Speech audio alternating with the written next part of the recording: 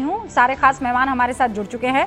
सबसे पहले आपको प्रदीप भंडारी जी नजर आ रहे हैं, भारतीय जनता पार्टी के राष्ट्रीय प्रवक्ता, इन दिनों बंगाल में डेरा जमाए हुए हैं। हमारे साथ इस वक्त पंकज शर्मा जी भी आपको दिखाई दे रहे हैं और राजनीतिक विश्लेषक कांग्रेस का पक्ष रखेंगे। और हमारे साथ समाजवादी पार्टी के राष्ट्रीय प्रवक्ता अजीज खान साहब भी आपको इस वक्त दिखाई दे रहे हैं। राजनीतिक विश्लेषक बादल देवनाथ जी लंबे अरसे बाद हमारे साथ जुड़े हैं, बहुत बहुत शुक्रिया।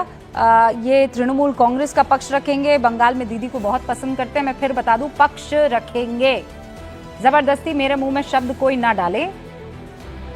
पसंद करते हैं उस आइडियोलॉजी को और उसकी वकालत करेंगे। सुप्रीम कोर्ट के वकील हैं, वरिष्ठ वकील हैं एकलव्य द्विवेदी, इस वक्त हमारे साथ जुड़ चुके हैं। और वरिष्ठ पत्रकार हर्षवर्धन त्रिपाठी जी भी हमारे साथ जुड़ेंगे। अच्छा, सभी का बहुत बहुत स्वागत है। पंकज जी, शुरुआत आपसे कर रही हूँ। सर, राहुल गांधी का भाषण कैसा लगा आपको? बहुत अच्छा था। यहाँ संसद में लोगों को अच्छा, कुछ लोगों को नहीं लगा और कुछ लोगों को बाहर भी अच्छा नहीं लगा होगा, लेकिन भाषण बहुत अच्छा था और उन्होंने बहुत बुनियादी मुद्दे उठाए और उन्होंने बताया कि किस तरह निर्वाचन प्रक्रिया के पूरे ताने बाने को उसी तरह नष्ट कर दिया गया है जैसे सामाजिक ताने बाने को किया गया। आपको अच्छा नहीं लगा रूपका जी?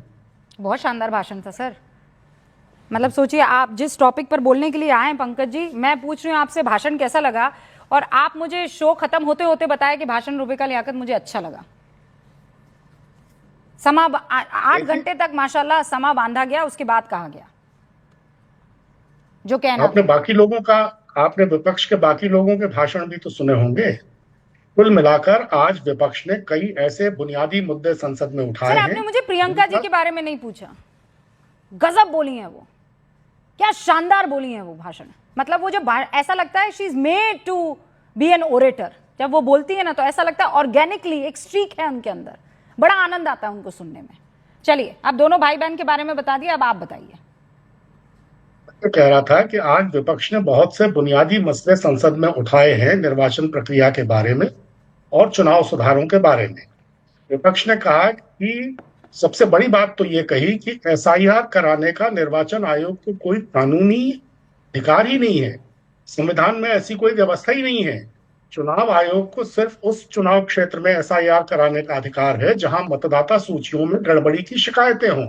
इन शिकायतों का लिखित में उल्लेख करने के बाद ही वो किसी पर्टिकुलर कॉन्स्टिट्यूएंसी में एसआईआर करा सकता है, पूरे राज्य में नहीं। तो ये तो एक बहुत बड़ा मुद्दा है जिसका जवाब सरकार को भी देना चाहिए और निर्वाचन आयोग को भी देना चाहिए। उसके बाद दूसरा मसला ये उठाया गया, ईवीएम का सोर्स कोड किसके पास है? निर्वाचन आयोग के पास है या उन कंपनियों के पास है जो ईवीएम बनाती हैं, या फिर दोनों के पास है? इस बारे में कहा गया कि कई सालों से ये बात पूछी जा रही है, लेकिन सरकार की तरफ से या निर्वाचन आयोग की तरफ से इस बात का कोई जवाब नहीं मिलता है कि सोर्स कोड किसके पास है। तो ये बहुत बड़ा मसला है। ये कहा गया कि अगर मतदान पत्र के जरिए चुनाव कराना अभी एकदम संभव नहीं है दोबारा, तो कम से कम वीवीपैट पर्चियों को गिनने की व्यवस्था, सारी वीवीपैट पर्चियों को गिनने की व्यवस्था की जानी चाहिए। इसमें क्यों कोई हिचक है? और ये मसला भी उठा कि सरकारी जो पैसा है वो चुनावों के पहले लोगों के खाते में डालने का जो काम किया जाता है उस पर तुरंत रोक लगाई जानी चाहिए। चुनाव आयुक्तों की जो नियुक्ति है उनके नियमों को क्यों बदला गया? पंकज जी, आप तो कई दफा मेरे साथ बैठे हैं। आप यू रियली थिंक कि आप लोग चुनाव इसलिए हार रहे हैं क्योंकि चुनाव आयोग गड़बड़ी कर रहा है, ईवीएम में कुछ गड़बड़ी है, और आप बता रहे हैं कि वो कहां से कौन सा कोड आया है वो आप आज तक आपको पता नहीं चला, इसीलिए आप लोग चुनाव हार रहे हैं?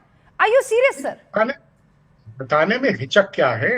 ये बात पूछी जा रही है। आप लोग क्यों हिचक रहे थे? अरे भाई, 2014 से पहले क्या हिचक थी आप लोगों में, बताइए। आप ही बता देते, सिस्टम तो पूरा आप ही हैंडल कर रहे थे ना, तब तो कोई हिचक नहीं। चलिए कांग्रेस की सरकारों से किसी ने नहीं पूछा होगा, और पूछा होगा और कांग्रेस की सरकारों ने नहीं बताया, तो वो गलती पराक्रमी यशस्वी नरेंद्र भाई मोदी को दोहराने की क्या जरूरत है? आपसे तो केवल 2 शब्दों की उम्मीद नहीं थी, केवल 2 ही बोलेंगे, पराक्रमी और यशस्वी। और बोलिए ना, आपको तो खूब सारे अलंकार आते हैं पंकज जी। नॉट डन, मैं नहीं सुन रही हूँ। हाँ, पराक्रमी, यशस्वी, और आप माशाल्लाह इतनी बढ़िया हिंदी बोलते हैं, क्लिष्ट हिंदी का प्रयोग करते हैं, और अलंकार बस 2 ही। मैंने तो सोचा कि भारतीय जनता पार्टी के लोगों के मुखार विंद से बरसने के लिए बाकी के छोड़ दूं। अभी बोलेंगे प्रदीप भंडारी जी, बोलेंगे। देखिए इनके व्याख्यान की शुरुआत ही इसी से होगी। अच्छा, चलिए फिर करते हैं बिस्मिल्लाह। जमीरुल इस्लाम जो शेख शाहजहां का असिस्टेंट है, ममता बनर्जी का करीबी है, वो ये पकड़ा जाता है बीएलओ महतो को धमकाने के लिए। तो आज सुप्रीम कोर्ट तो कह रही है कि एसआईआर लीगल प्रोसेस है, और सुप्रीम कोर्ट तो ये तक कह रही है कि ममता बनर्जी की सरकार को बीएलओ को प्रोटेक्शन देनी चाहिए। मैंने टीवी पर बड़ी प्रशंसा की थी अखिलेश यादव जी की कि बीएलओ के साथ बैठकर वो एसआईआर फॉर्म भर रहे हैं। मैंने कहा ये राहुल गांधी को करना चाहिए, आज तक राहुल गांधी ने किया नहीं। मैंने कहा मामला क्या था चर्चा करने का? उसे कहा गया कि हम चर्चा करेंगे, टॉपिक क्या था? वंदे मातरम।